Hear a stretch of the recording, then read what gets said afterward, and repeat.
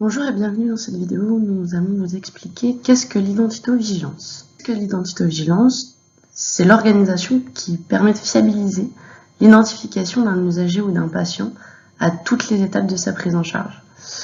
Dans l'identitovigilance, on identifie l'identification primaire et secondaire. Donc l'identification primaire, c'est ce qui permet d'attribuer une identité qui est propre à l'usager lors de sa prise en charge en lui créant un dossier, qu'il soit informatisé ou non, et donc en général, c'est lors de sa première venue dans un établissement lambda.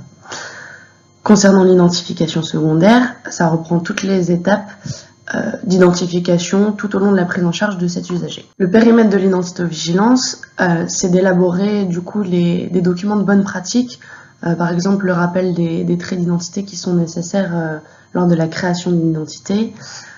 Ça reprend la formation et la sensibilisation des acteurs sur l'importance des bonnes pratiques, et ça reprend également la gestion des risques, donc au travers de l'évaluation des risques et l'évaluation des pratiques et de la compréhension des enjeux par l'ensemble des acteurs qui ont pu être formés. Donc les difficultés qu'on peut rencontrer en cas de mauvaise identification d'un usager, donc on a repris un certain nombre de types d'erreurs avec les conséquences en face. Donc la plus commune, c'est de faire une erreur dans la saisie des traits d'identité. Ça a pour conséquence de créer un doublon ou alors une collision. Donc une collision, c'est le fait d'avoir deux dossiers qui correspondent à la même personne, mais pour lequel il y a un identifiant différent.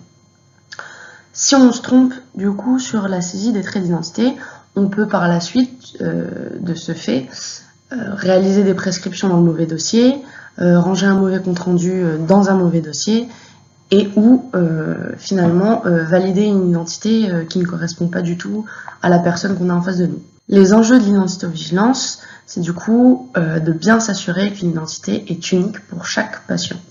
Donc ça passe par un certain nombre d'étapes qui sont indispensables dans notre structure, c'est de sécuriser la prise en charge de l'usager, de construire des usages numériques sur des bases solides et d'éviter les erreurs médicales afin d'améliorer le suivi de l'usager.